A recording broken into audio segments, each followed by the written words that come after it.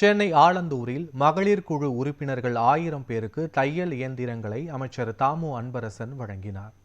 அதனைத் தொடர்ந்து பேசிய அமைச்சர் தாமு அன்பரசன், நாங்கள் எம்எல்ஏ ஆக வேண்டும், அமைச்சராக வேண்டும் என்று இல்லை, தாழ்த்தப்பட்ட மக்கள் சிறப்பாக வாழ வேண்டும் என்றால் திமுக தான் ஆட்சிக்கு வர வேண்டும் என தெரிவித்தார். மேலும் பெண்களுக்கு பாதுகாப்பு இல்லை என எதிர்க்கட்சிகள் தேர்தலை முன்னிட்டு தவறான பிரச்சாரம் செய்கிறார்கள் என குற்றம் சாட்டினார்.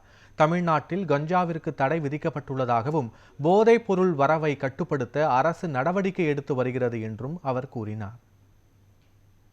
திமுக ஆட்சிக்கு வந்தால் தமிழ்நாட்டில் இருக்கிற இந்த ஏழை எளிய மக்களுடைய வாழ்வு வளம் பெறக்கூடிய அளவிற்கு இப்பேற்பட்ட திட்டங்களை நிறைவேற்றி அந்த நல்வாழ்வை அந்த மக்களுக்கு தருவோம் என்று சொன்னார்.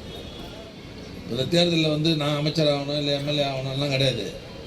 தமிழ்நாட்டில் இருக்கிற ஏழை எளிய தாழ்த்தப்பட்ட பிற்படுத்தப்பட்ட மக்கள் சந்தோஷமாக வாழணும்னா, வளமாக வாழணும்னா, அவங்க வாழ்க்கை தரத்தை உயரணும்னு சொன்னால் அது திமுக ஆட்சி வந்தால் மட்டும்தான் அந்த நிலையை உருவாக்க முடியும் என்பதை நீங்களாம் புரிஞ்சுக்கணும். இப்போ ஒரு வாரமாக என்ன பண்ணுறாங்கன்னா, எதிரி கட்சிகள்லாம் பெண்களுக்கு பாதுகாப்பே கிடையாது, பாதுகாப்பே இல்லை. இப்போ இவ்வளோ நேரம் முகல் யோகத்துலேருந்து இவ்வளோ பேர் வந்துக்கிறீங்களே, பாதுகாப்பு இல்லாத வந்துக்கிறீங்க. ஒரு விஷமத்தனமான பிரச்சாரம் பண்ணிட்டு இருக்கிறாங்க எல்லாம். பெண்களுக்கு பாதுகாப்பே இல்லை, பாதுகாப்பே இல்லைன்னு சொல்லி அது மாதிரி நிறைய போதைப் பொருள் 10 வருஷமாக இந்த போதைப் பொருள் கலாச்சாரமே அதிமுக ஆட்சியில் தான் வந்தது. உங்களுக்கு தெரியுமா தெரியாதா?